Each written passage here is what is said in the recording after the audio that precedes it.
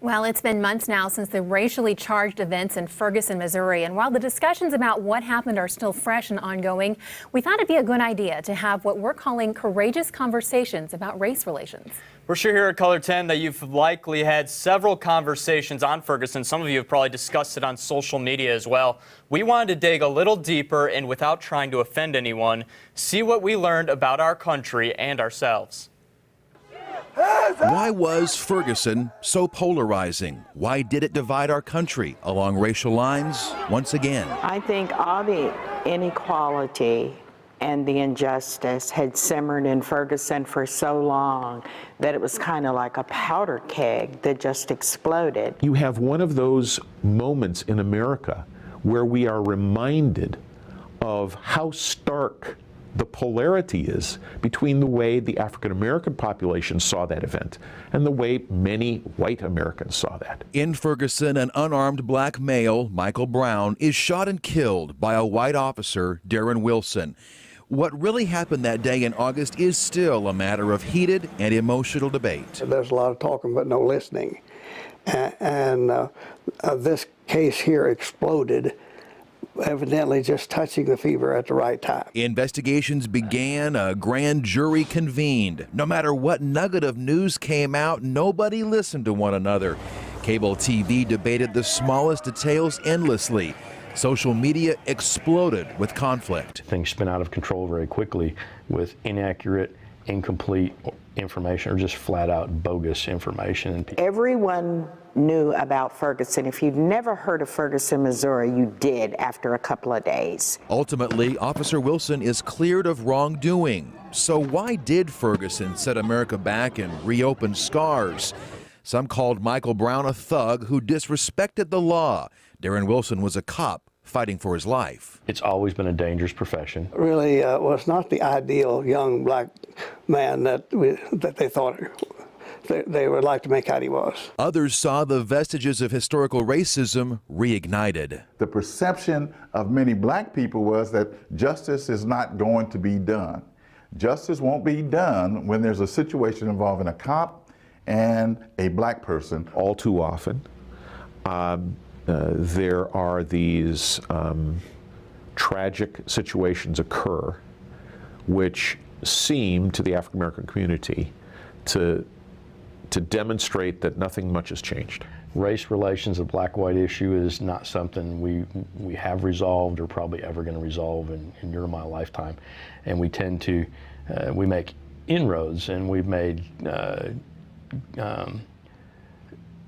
progress in that, but it is still an underlying issue in the United States. This is what democracy looks like! And the issue erupted on the streets of Ferguson. Riots, looting, military-style police, tear gas. It quickly ignited a national debate while the world watched on live TV. Amazingly, there was no loss of life in Ferguson during the protests, no loss of life during those first days of the rioting in August, and no loss of life after the grand jury announcement in November. But what loss did our country endure? We don't remember history well.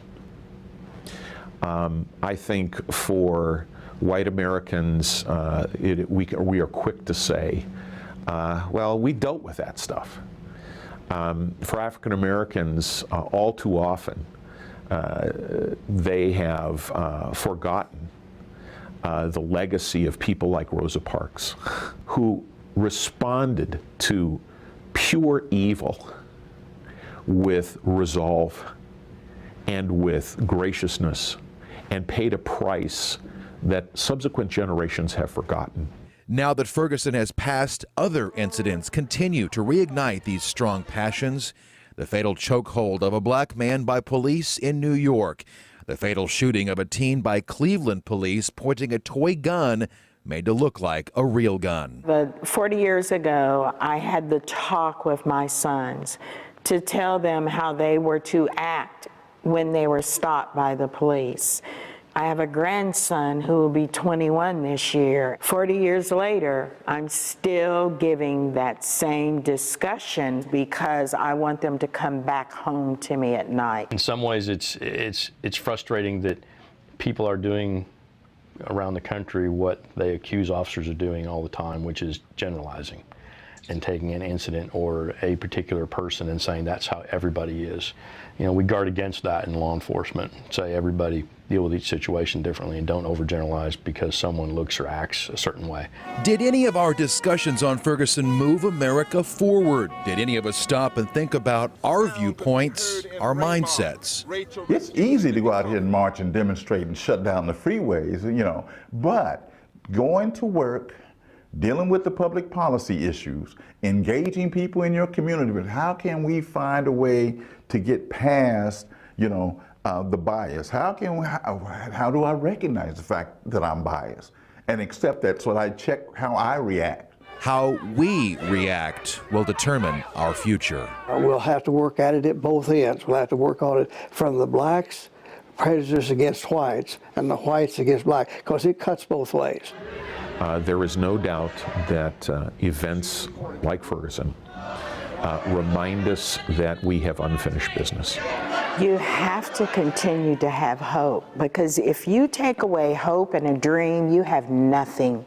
You have nothing left. So what does that say for our nation? It's easy to talk about race, but much harder to find solutions. All this week and next, we hope to get from the talking to the acting stage. That's right. We'll introduce you to some people who will share ways on how to begin a courageous conversation.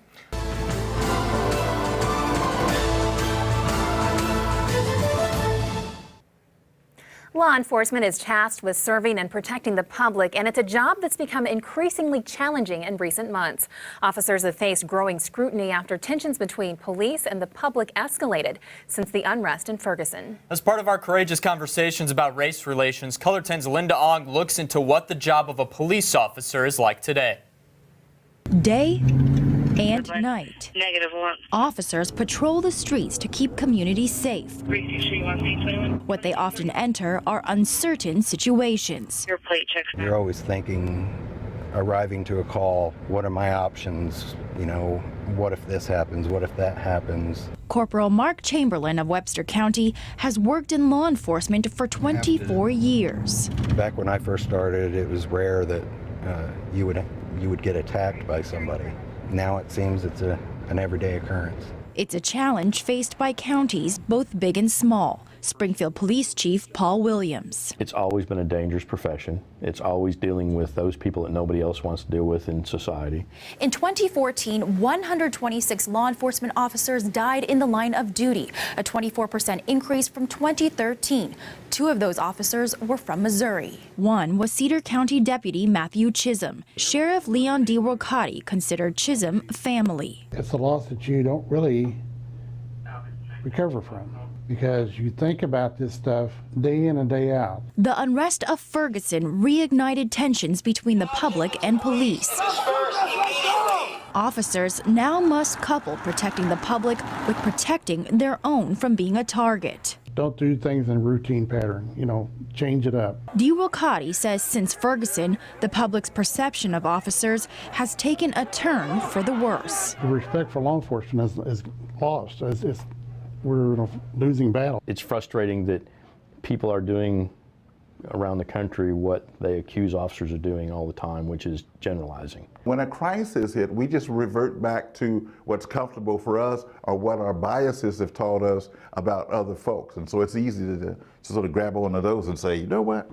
That's the problem. Wes Pratt is part of a group aiming to improve diversity and community relations in Springfield. You have to have the trust of the community in order to effectively fight crime. Pratt says part of the puzzle is understanding cultural differences. He's done this type of training with cadets at the request of the Springfield Police Department. Despite the best in training, officers are human and judgment can still fail. Every now and then a cop will do something that doesn't exercise the best judgment. You don't blame the entire police department, nor should the police department blame every citizen because of some transgression or some criminal act of somebody in that community. Williams believes key to trust is for officers to be engaged with the community. And unfortunately, in policing, that's what we tend to do. We're there when bad things happen and people are upset. If you have open dialogue and build relationships with folks before something like that happens, then there's a conduit to to sort that out and get to the facts. Pratt says the way forward will take time. We have to continue to work together, build that common bonds and common awareness and appreciation for one another in order to make sure that our community remains a safe community. We in law enforcement still are human, and we try to help them out to stay equal with them. But if the public will work with us and help us, we'll do the best we can to help them. Both the Cedar County Sheriff and Springfield Police Chief said they're trying to increase diversity in their departments. Chief Williams encourages the public to go on ride-alongs and attend the Citizens Police Academy. He says this will give people insight into what police do.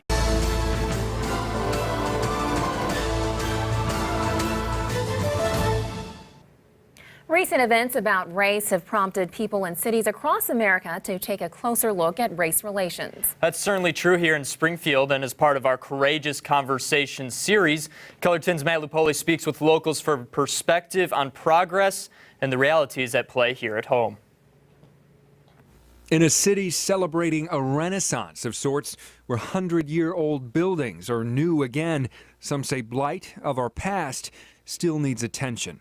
They can refurbish all the buildings on the square that they want to, but as far as new blood and new growth in our community, we don't have it. Even white people, when they come here, they're like, wow, it is so white. It's impossible to talk about how things are in Springfield now and what's led to that without going back in history. In April 1906, there was a very public lynching in Park Central Square. And at that particular point, the city of Springfield was about 30% African American. And those were professional people. They would be what we would call today middle class. Now, obviously, that was a segregated society, but they were middle class. They were doctors. They were grocery store owners. History shows Springfield's African American population plummeted in the early 20th century. We had 30% to about 2 or 3%. Suffering a diversity drought since. This is American history. Let's be real.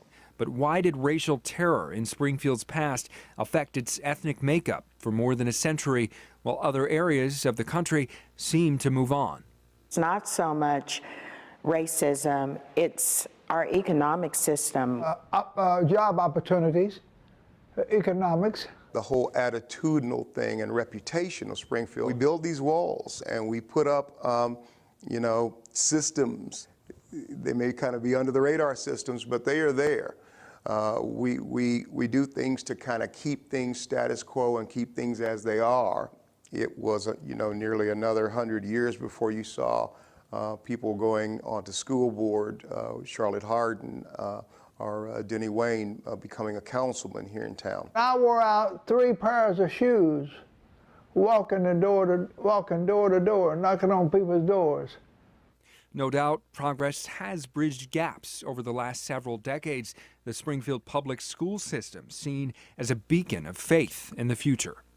With almost 1 in 5 children in Springfield public school system now that is not white, you have to be strategic. You have to be budget conscious in supporting those students and their families and truly engaging them as partners in the educational process. A recently unveiled plan by the superintendent to focus on learning equity, providing a possible solution to the perception of a currently imbalanced equation.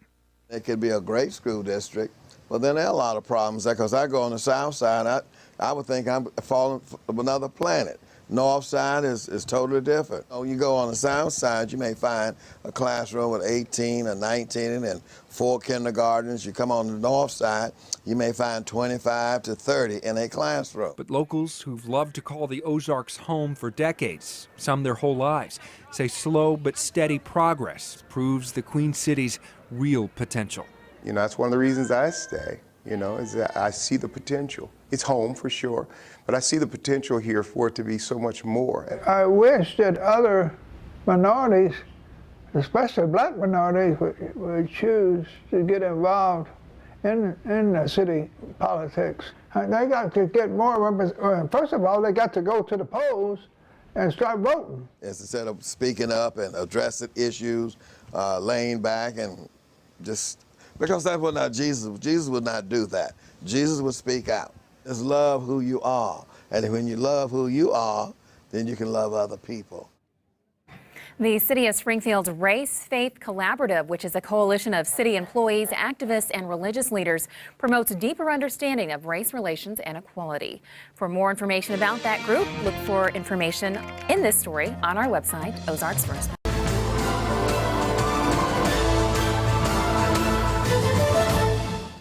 For the rest of this month, we're having courageous conversations centered on America's race relations. Blacks and whites still often wrestle with a peaceful coexistence and mutual acceptance. Still, and looking back through history, race has been at the center of some of our country's most pivotal moments.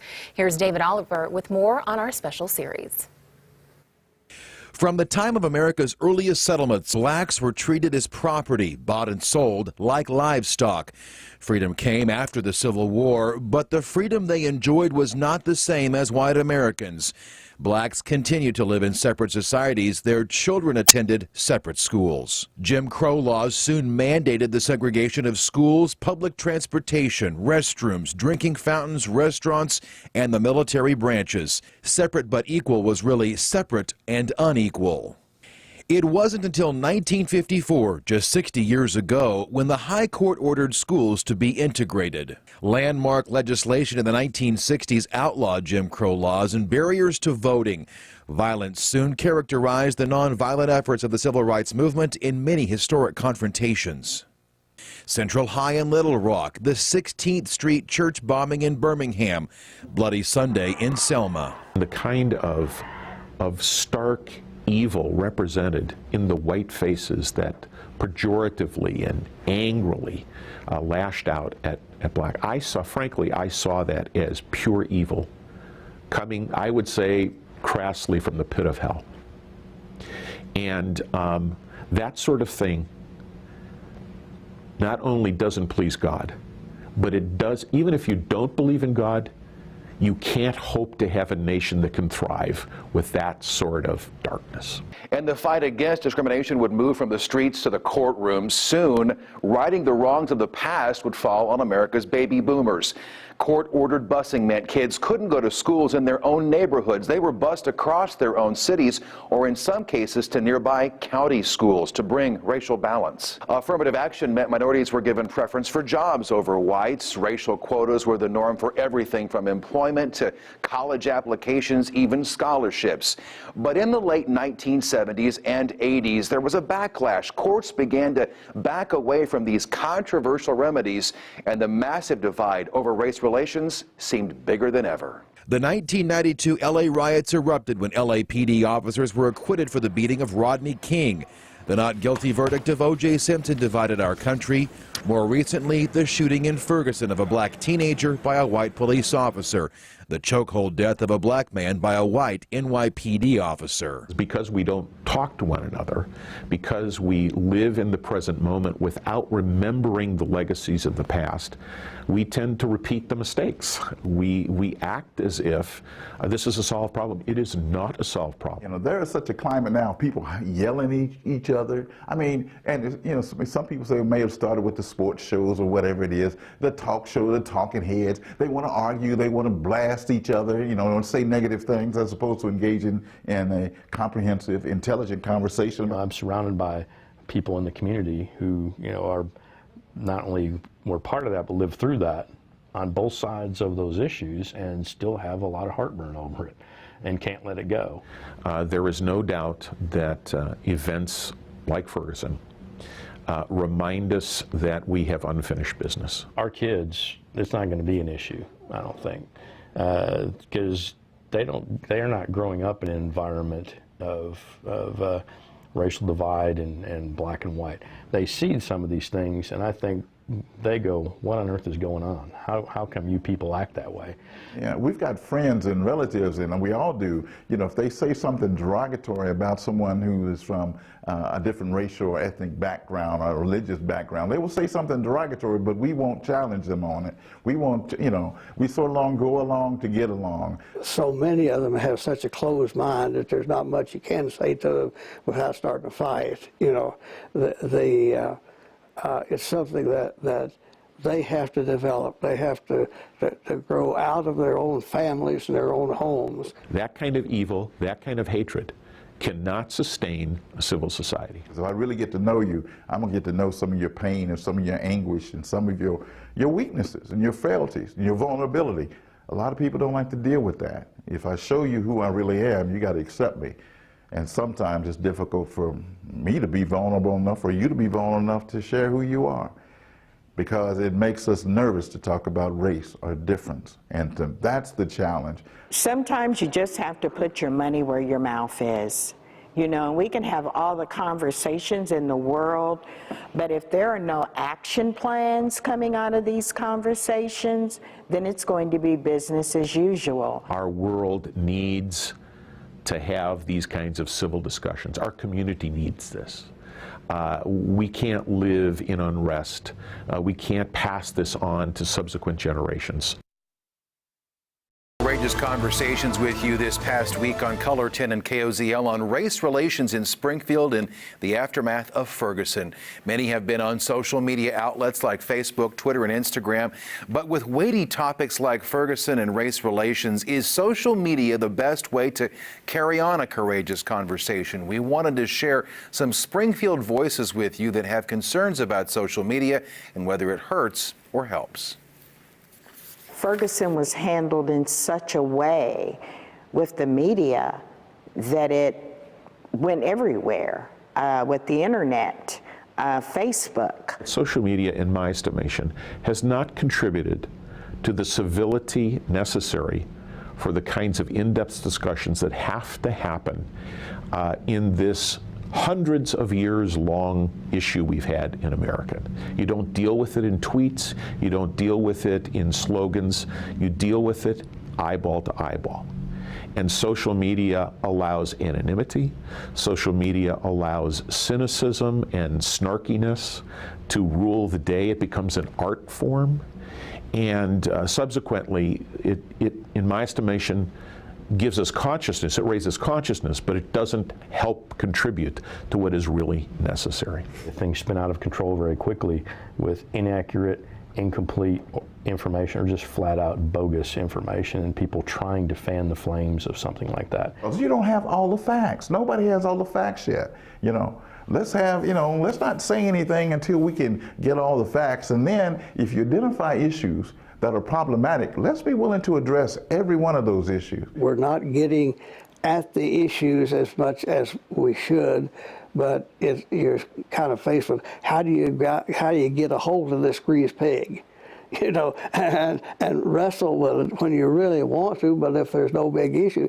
you don't start a fight in order to have an issue. It's easier, you know, to throw stones as opposed to try to engage in those conversations and do your research. And it doesn't take a whole lot because it's right there at your fingertips. But please do not keep parroting that 20 years ago, 50 years ago thing, because it doesn't do anybody any good. That's not having open, honest dialogue. That is regurgitating and dredging up stuff that we really can't have an effect on. It's good from a historical perspective, know where we came from, but let's work on today and the future and how we want to be, and not keep talking about how it was in the past. We can't continue to fight the same battles we've been fighting all along, and recognize what contributes to these incidents that are highly polarized now, that are highly publicized, you know, because right now breaking news happens within 30 seconds, a minute. It's all over the nation, it's all over the world, you know. And so the challenge then becomes, you know, we can take enough time, we can publicize it rapidly, but do we take enough time so that we can engage one another and grow and learn? You know, that's the challenge. But to me, that's the opportunity. I would argue, because Jesus came in the flesh, it means that Christians need to deal with things face to face. We can't allow snarkiness on social media. We can't allow slogans. We can't allow loudness and yelling. We've got to look each other in the eye and be accountable for what we say, for asking hard questions, for living with the frustration of that and keeping friendships strong. That's the only way this is going to happen. I'm a man. I have family. I have children. You know, I have dreams and aspirations, and you do too. So those are the common humanity-based values and attributes that we all have in common. So why can't we exist on that level as opposed to being polarized by what we see, what we hear, what we perceive, what's fed to us, whether it's through the media or whatever. You know, we have got to be engaging one another on a level where we recognize our common humanity. And we all have something in common. We bleed, we breathe, and we die. We will continue these courageous conversations on race relations on Color 10 News this week. Monday, we're focusing on the role of the church. Tuesday, we look at business. And on Wednesday, we'll look at the role education plays in race relations. This month, during our series Courageous Conversations, we've taken a look at race relations in America. We've asked important questions like how we got here, why the events in Ferguson were so polarizing, and what's happened with regard to race in Springfield's past. We've talked to a lot of folks locally about these issues, but now we want to get to the action stage. These conversations are underway in Springfield's spiritual community as part of the Race and Faith Collaborative, which brings together the Council of Churches and civic organizations. Arnick Thompson introduces us to the tools that they've developed to help you start your own conversation. When Springfield's Race and Faith Collaborative celebrated its launch on the 50th anniversary of the I Have a Dream speech in 2013, it needed a vehicle to drive action toward its goal of unity in the community.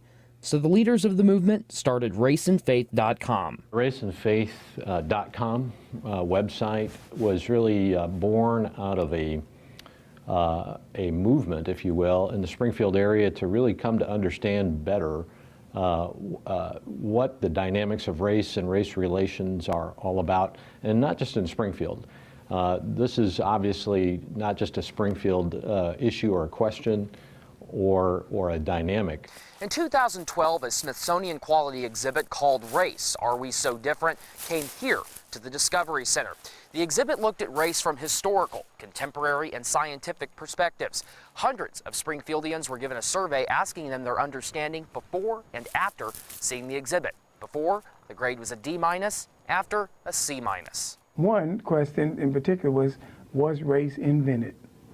And many people tend to believe that race is just something that is part of our everyday life, and the whole world is centered around and makes decisions based upon a person's race. Like any good teacher might tell me if I was not doing so good, if I was getting a D- in a class, a teacher might say to me, "You got a lot of room for improvement, Mark."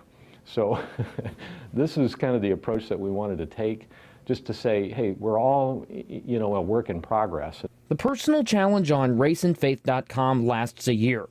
In the first quarter, you're asked to examine yourself. Then you move on to friends and family, places of gathering, and the wider community. We want to impart the visionary seed, if you will, into people. We want them to develop a personal development process on their own and do that process intentionally. The first step, self-examination, is tedious and challenging, but it's arguably the most important. You got to know why you believe what you believe, what causes you to behave one way or another, and who were the sources of that information, or what was the source of that information. One of my first experiences as a child of seeing racism On raceandfaith.com, you'll find videos, readings, and tasks to complete in each quarter. The Race and Faith Initiative has brought together congregations like Brentwood Christian Church on the south side of town and Washington Baptist, a predominantly black congregation on the north side. The churches have plans for joint worship services and fellowship events. Dr. King years ago said that the most segregated time in America is 11 o'clock a.m. on Sunday mornings, obviously referring to the churches. And the more we can work together, collaborate together, build partnerships together, the better off it is for everybody in Springfield. Same beliefs, same God, same Christ, same Holy Spirit. And so we have more in common than not, but it's just being able to come together and express that in our own way of worship and not be so judgmental or so critical of another person's preference of worship. The Race and Faith Collaborative involves the Council of Churches, but also the city and area colleges. Faith leaders say the website has plenty of resources for secular application. Whether we are religious or not, I think we can tend to agree that love transcends all boundaries, whether religious or secular, and that love calls us together. Faith leaders hope by taking the personal challenge, folks in the Ozarks will learn we can live as one people. The raceandfaith.com website also has a blog with various posts on race issues and how to start a conversation. We'll, of course, post the link to our website, ozarksfirst.com. We'll be right back.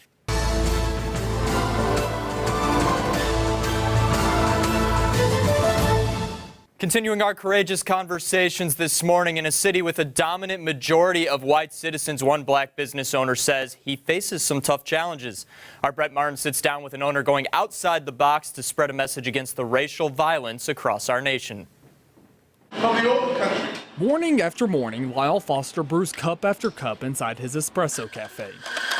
Many times people have thought that I was the chief cook, the baker, the candlestick maker, and that's all fine, and I get that. But I think it's really been an opportunity to help be part of the entrepreneurial, renaissance. Foster isn't any of the above. He's the owner of Big Mama's Coffee on Commercial Street. They'll see me behind the counter. They want to know, do we have barbecue? And I'm kind of like, no, it's a coffee shop, and most times coffee shops don't really serve barbecue. Like anyone else behind a counter, the Chicago transplant hears both positives and negatives. Still, his mug is always half full. It's been a very interesting experience. Obviously, there are sometimes I kind of like, wow, this is a different part of the world. Since 1829, Springfield's been growing. In the early 1900s, the largest grocery stores were owned by the Hardwick brothers, two African Americans, at this spot just off the square downtown. Then in the 1930s, the Grahams ran a barbecue restaurant while helping blacks who were traveling through with a place to stay in a cabin like this one when Springfield hotel rooms wouldn't rent to them because of the color of their skin. Skin color is no longer the barrier to business that it once was in Springfield, but the city still lacks diversity when it comes to race. Former president of the Springfield Area Chamber of Commerce, Jim Anderson. We are the second most white city in America.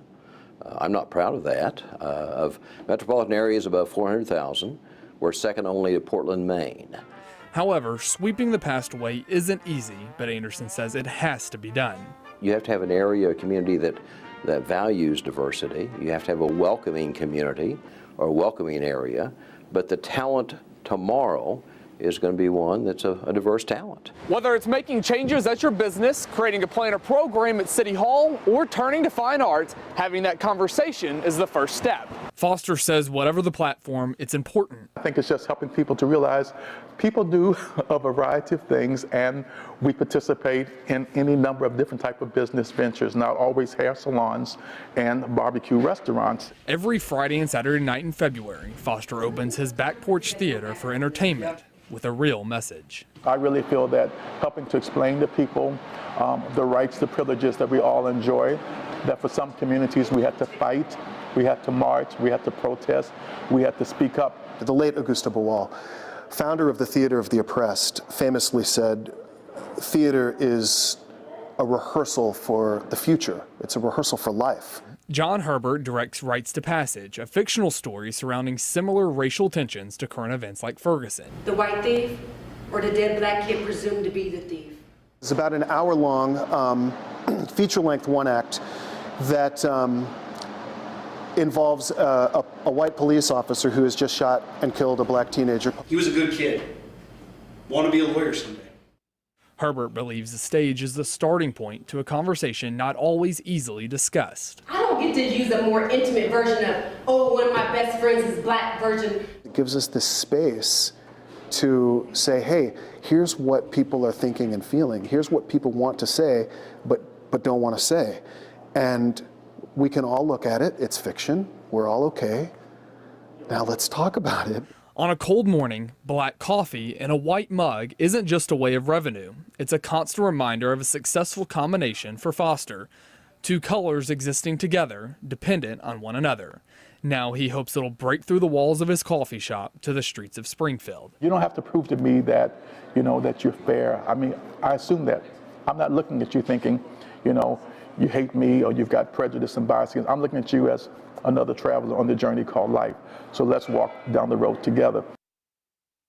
The Rites of Passage will run next weekend on Friday, Saturday, and Sunday. To learn more about the play and hear more of our courageous conversations on Ferguson and race in Springfield, you can find that under this story on our website, Ozarks.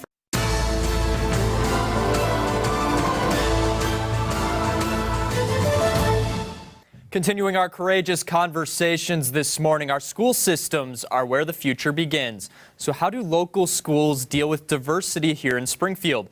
Matt Lupoli reports the district's message is one of inclusion through engagement. There is a lack of diversity, however, that is increasing on a number of different levels, and I find that particularly exciting. It's an old adage that shines with new truth. Children are our future. So for a glimpse at Springfield's tomorrow, we can look at its schools today. Maybe Springfield is getting more diverse if you look at the school district. Would that be correct? Oh, I would agree with that. I mean, there's statistical trends showing that our students of color are slightly increasing year after year. I mean, we almost had 1% of increase in our students of color since last year. You know, even though we're at a little bit over 20%, I mean, but nationally that things tell you that that's probably going to continue to keep changing. I believe when I applied for the job and was looking, it was around 16 and a half. So you're talking about less than 3 years ago. Numbers of students who aren't white in Springfield schools are growing, but the data still shows smaller rates than similar cities. Or even like Des Moines or Tulsa, their student demographics are much larger. Probably over more than 50% of their students are students of color in their district.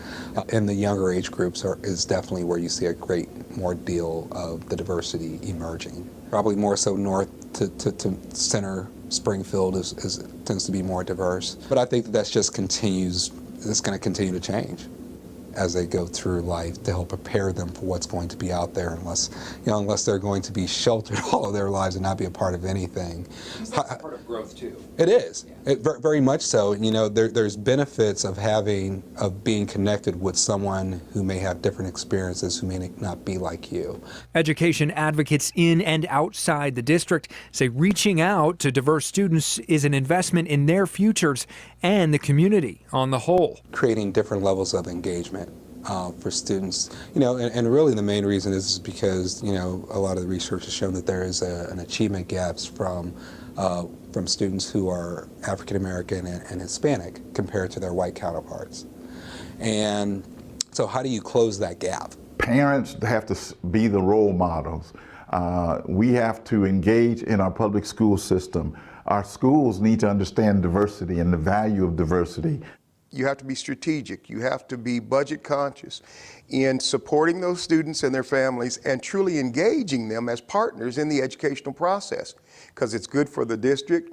And of course, what's really good for the district, I mean truly good for the district, is good for the community. With the opening of the community school at Robertson and things of that sort, I think have said we need to take a more wraparound approach to education. It doesn't just start here when the school bell rings and end here at the end of the day when that other bell rings. It's through partnerships that the district tells us helps foster community engagement and exposure for students of color. It's so ideal, it's not even funny. Springfield does a very good job, if it wants to, in partnering and collaborating with other entities if they're thinking about it a little bit. Programs with the NAACP, Missouri State University, and Drury University do just that. Getting them in a place where they feel that college is something that I can do. This is, even though I live in Springfield and I know of Missouri State, but I can actually be a student here and be a part of this campus as opposed to kind of being on the outside looking in. Another new inclusion program just started this year called the Brother to Brother program. That'll help high school boys of any color aspire to do better through a mentoring program with successful college students and adults in the community.